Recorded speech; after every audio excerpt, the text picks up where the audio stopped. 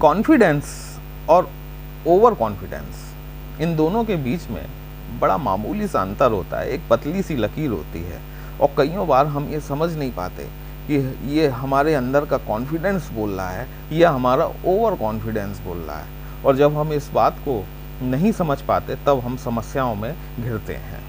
और मेष राशि के जातक अथवा जातका जिनके अंदर ऊर्जा का असीमित भंडार होता है, जिनका लग्नेश मंगल होता है, लग्नाधिपति मंगल, तब उनके साथ में इस तरह की गलती होने की संभावना ज़्यादा रहती है। दोस्तों, हम आज बात कर रहे हैं मेष राशि के सितंबर माह के 2024 मासिक राशिफल के संदर्भ में।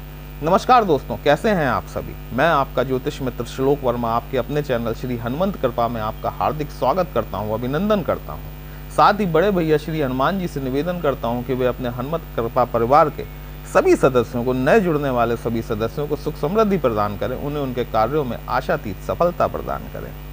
एक पुनरावलोकन कर लेते हैं आपकी वर्तमान ग्रह स्थिति का। आपके सेकंड हाउस में गुरुदेव बृहस्पति विद्यमान हैं और ये अगले साल तक यहीं रहने वाले हैं। वर्तमान में मंगल के मृगशिरा नक्षत्र में चल रहे हैं। अभी मंगल देव गुरुदेव बृहस्पति के साथ थे, लेकिन अभी मंगल ने ट्रांजिट किया और मंगल देव वर्तमान में आपके पराक्रम भाव में बैठे हुए हैं। देखिए, मंगल 3, 6 और 11 भावों में इसकी जो उपस्थिति है अच्छी मानी जाती है, क्योंकि ये पराक्रम, ये एक मंगल जो है ना, ये साहस का कार्य है और इन भावों में आपको एक करेज की जरूरत होती है जो कि आपको मंगल देते हैं। बुध देव आपके चतुर्थ भाव में बैठे हुए हैं। जड़त्व योग का निर्माण इन्होंने किया हुआ है, आपकी बुद्धि को एक तरीके से जकड़ लिया है। लेकिन यही बुध देव 4 अगस्त को पंचम भाव में ट्रांजिट कर जाएंगे, जहां पर कि सूर्य देव अपनी उच्च की राशि में बैठे हुए हैं और 16 सितंबर तक वहीं रहने वाले हैं। बुध के साथ में सूर्य के साथ में बुध बैठकर यहाँ पर आपके लिए बुधादित्य योग का निर्माण करेंगे। 6वें भाव में केतु देव बैठे हुए हैं, शुक्र के साथ में युति है। शुक्र की नीचस्थ राशि है कन्या राशि, जिसमें वो बैठे हुए हैं। 7वां भाव खाली है, 8वां भाव खाली है, 9वां भाव खाली है। 10वें भाव के स्वामी शनिदेव आपके लाभ भाव 11 भाव में वक्री होकर बैठे हुए हैं, आपको 10वें भाव के परिणाम भी दे रहे हैं। और 12th हाउस में आपके राहु देव बैठे हुए हैं। दोस्तों, अगर आपने अभी तक अपने इस चैनल को सब्सक्राइब नहीं किया है तो हमारा करबद्ध निवेदन है कि अपने इस चैनल को सब्सक्राइब जरूर करें, वीडियो को अंत तक देखें। अगर कहीं भी आपको अच्छा लगता है तो कमेंट बॉक्स में जय श्री राम अवश्य लिखें, आपको भी अच्छा लगेगा और हमारा भी मनोबल बढ़ता है इस तरह के आपके लिए विश्लेषण लेकर आने के लिए। तो चलिए स्टार्ट करते हैं कि सितंबर 2024 आपके लिए कैसा जाने वाला है। सबसे पहले हम बात करते हैं गुरुदेव बृहस्पति की, जो कि आपके सेकंड हाउस में बैठे हुए मंगल के मृगशिरा नक्षत्र में हैं। और यहाँ बैठकर चूंकि धन, वाणी और कुटुंब से संबंधित भाव है, तो निश्चित तौर पर कि आपके बैंक बैलेंस में गुरुदेव बृहस्पति द्वारा बढ़ोतरी तो निश्चित तौर पर करवाई जा रही होगी। आपकी वाणी के अंदर, आपके व्यक्तित्व के अंदर एक विशेष प्रकार की मधुरता आपको देखने को मिल रही होगी। अगर अभी तक कुटुंब में किसी प्रकार की कोई वृद्धि नहीं हुई है तो आप ये मान के चलें कि मई 2025 आते आते तक आपके परिवार में या तो किसी नए सदस्य का आगमन होगा या अन्य किसी सामाजिक तरीकों से आपके कुटुंब में किसी न किसी शख्स के जुड़ने की संभावनाएं स्पष्ट रूप से दिखाई देती हैं, यदि ग्रह गोचर की दशा आपकी अच्छी चल रही है। जैसा मैंने शुरुआत में कहा कि मंगल देव चूंकि पराक्रम के स्वामी होते हैं, देखिए मंगल प्रधान व्यक्तियों के अंदर असीमित ऊर्जा होती है और इस ऊर्जा को सही दिशा देना आवश्यक है। ये आप इस तरीके से समझ लीजिए कि जिस प्रकार से एक बहता पानी है, उसे आप जिस डायरेक्शन में मोड़ेंगे वो वहां पर मुड़ जाएगा। अब चाहे तो आप उसे एक बेटर डायरेक्शन में मोड़ लीजिए या फिर उसको अपने तरीके से बहने दीजिए, तो वो सारे बांध तोड़ता हुआ प्रवाहित हो जाएगा। तो बात यह है कि मंगल को एक डायरेक्शन देना जरूरी होता है। मंगल देव आपके पराक्रम भाव में बैठे हुए हैं और चतुर्थ दृष्टि से आपके 6वें भाव को देख रहे हैं। 6वां भाव आपके रोग, ऋण और शत्रुओं से संबंधित होता है। निसंदेह मंगल यहाँ बैठकर अभी 20 अक्टूबर तक मंगल यहीं रहने वाले हैं आपके पराक्रम भाव में, और पराक्रम भाव में बैठकर आपके रोग, ऋण और शत्रुओं पर नियंत्रण पाने का कार्य कर रहे हैं। अगर आपका कोई छोटा मोटा कर्ज है तो वो आप देखेंगे कि इस अवधि में आपको अपने कर्ज से मुक्ति मिलती हुई दिखाई देगी। यदि आप किसी शत्रु से परेशान हैं तो मंगल यहाँ पे शत्रुहंता के भाव में रहेंगे, शत्रु आपके सामने सर नहीं उठा पाएंगे। और यदि कोई रोग है तो उसका शमन होता हुआ आपको अवश्य ही दिखाई देगा। मंगल देव यहाँ पर आपके अष्टमेश भी होते हैं और अष्टम भाव पर आपके गुरु की दृष्टि है। यहाँ पर आपका अष्टम भाव एक्टिव है।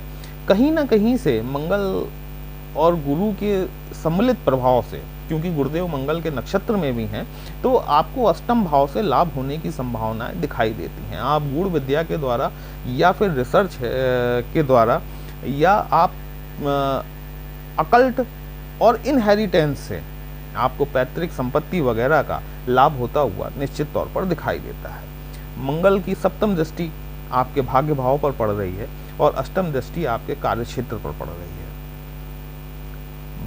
अब पराक्रम का स्वामी जब आपके भाग्य भाव को देखेगा तो निसंदेह आपको आपके साहस के द्वारा, आपको आपके डिसीजंस के द्वारा, देखिए जो थर्ड हाउस होता है ना वो डिसीजन से भी रिलेटेड होता है।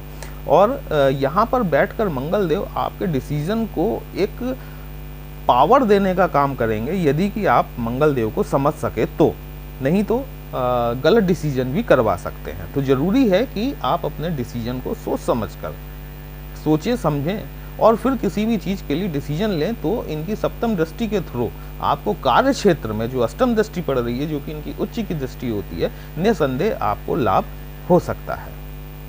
बुध की बात करते हैं। बुध देव ने अभी तक जड़त्व योग बना रखा था। 4 सितंबर को ये सूर्य के साथ में पंचम भाव में बुधादित्य योग का निर्माण करेंगे। देखिए पंचम भाव जो होता है ना वो संतान से संबंधित होता है, एजुकेशन से संबंधित होता है, आपकी कह सकते हैं कि लव लाइफ, रोमांस इत्यादि से संबंधित होता है। और शेयर मार्केट, स्टॉक रिलेटेड भी आपको यहाँ पर सफलता असफलता देखने को मिलती है। जब सूर्य के साथ में 23 सितंबर तक बुधदेव यहाँ रहेंगे तो निश्चित तौर पर आपको संतान की तरफ से कोई शुभ समाचार मिल सकता है। अगर आपके अपने पार्टनर के साथ में, जिनके साथ आप रिलेशन में हैं, अगर कोई किसी प्रकार की खटपट हुई है तो वो भी समस्या समझती हुई दिखाई देगी आपको। यदि आप स्टॉक में इन्वेस्ट करते हैं, निसंदेह आपको लाभ हो सकता है। छठवें भाव में केतु देव शुक्र के साथ में युति करके बैठे हुए हैं। देखिए छठवां घर जो होता है ना, ऐसे भी रोग, ऋण और शत्रुओं से संबंधित होता है। और शुक्र जैसा एक नाजुक सा ग्रह जब छठवें घर में जाता है, वो भी उसकी नीच राशि में, तो निसंदेह वो थोड़ा सा पीड़ित हो जाता है। यहाँ पर आपको आपके जीवन साथी के स्वास्थ्य में ध्यान रखने की आवश्यकता है। ज़्यादा लंबा वक्त नहीं है, ये 17-18 सितंबर तक की बात है। और आपको अपने पार्टनर्स के साथ में भी थोड़ा सा रिलेशन मेंटेन करके चलना चाहिए। 17 सितंबर को शुक्रदेव यहाँ से निकलकर अपनी उच्च की राशि में मालव्य नामक राजयोग का निर्माण करेंगे और केंद्र में आ जाएंगे। जैसे ही केंद्र में आएंगे तो यदि आप व्यवसायी हैं तो आप निश्चित तौर पर मान के चलिए कि आपको आपके व्यवसाय में चारों तरफ से प्रॉफिट होता हुआ दिखाई देगा। यदि आप होटल व्यवसाय से संबंधित हैं, यदि आप फिल्म जगत से संबंधित हैं, मॉडलिंग से रिलेटेड हैं, आप सोशल मीडिया, इंस्टाग्राम यूट्यूबर हैं आप, या आप इस तरीके के वो सारे काम जिसमें कि लोग आपको देखते हैं, आपका कम्युनिकेशन है, एक मास कम्युनिकेशन है, वहाँ पर शुक्रदेव आपको निश्चित तौर पर लाभ दिलाने का कार्य करेंगे। सप्तम भाव ऐसे भी हमारे जीवन साथी का होता है। आपके दाम्पत्य जीवन में मधुरता बढ़ने वाली है दोस्तों, और पार्टनरशिप के व्यवसाय में आपको लाभ होता हुआ निश्चित तौर पर दिखाई देने वाला है। अब हम बात करते हैं आपके शनिदेव की। शनिदेव जो हैं आपके दशम भाव के स्वामी हैं, मतलब कार्य क्षेत्र के स्वामी हैं, और एकादश भाव में इस समय बैठे हुए हैं। सूर्य के साथ में समसप्तक दृष्टि में है। सूर्य के साथ में समसप्तक दृष्टि में होने के कारण आपको 17 सितंबर तक विशेषकर अपने पिताजी के स्वास्थ्य के प्रति सावधानी बरतनी है। साथ ही साथ यदि आप कोई ऐसा कार्य करते हैं जिसमें कि आपको गवर्नमेंट या गवर्नमेंट एम्प्लॉयज़ के साथ में आपकी डीलिंग होती है, तो आपको अपने संबंधों में एक नितांत इस चीज़ की आवश्यकता है कि आप सावधानी बरतते हुए आगे बढ़ें, क्योंकि जब सूर्य के साथ में समसप्तक में शनिदेव होंगे तो कहीं ना कहीं सूर्य चूंकि गवर्नमेंट अथॉरिटीज इनको रिफ्लेक्ट करते हैं और शनि की दृष्टि होने के कारण कार्य में बाधा आती हुई दिखाई देती है। इसके बाद में सूर्य आपके छठवें घर में आ जाएंगे। छठवें घर में केतु के साथ में युति करेंगे। यहीं पर सूर्य की जो दृष्टि संबंध बनेगा वो राहु के साथ बनेगा। राहु आपके 12th हाउस में बैठे हुए हैं। 12th हाउस में बैठा हुआ राहु आपको यात्राओं में कहीं ना कहीं कुछ ना कुछ नुकसान करवा सकता है। यद्यपि ये आपकी विदेश यात्रा के योग तो बनाता है, आपको विदेशों से संबंधित लाभ भी दिलवाता है। आप अगर किसी एमएनसी में कार्य करते हैं तो एमएनसी से आपको लाभ होने की संभावना है। आप विदेश जाना चाहते हैं, राहु आपके लिए विदेश जाने के रास्ते खोलता है। लेकिन जब सूर्य षष्ठम भाव में आ जाएंगे तो आपको पता है कि सूर्य पर ग्रहण भी राहु द्वारा ही लगाया जाता है। और ये वक्त फिर एक माह का 17 सितंबर से लेकर 17 अक्टूबर तक का जो पीरियड होगा, इसमें आपको विशेषकर अपने पिता के स्वास्थ्य में सावधानी बरतनी चाहिए। गवर्नमेंट एम्प्लॉयज़ के प्रति आपको विशेष सावधानी बरतनी चाहिए। आपको कोई भी ऐसा कार्य नहीं करना चाहिए जो कि अनएथिकल हो, नहीं तो राहु 12th हाउस में जो बैठा हुआ है वो जेल यात्रा भी करवा देता है। तो ये था आपका सितंबर माह का मासिक राशिफल।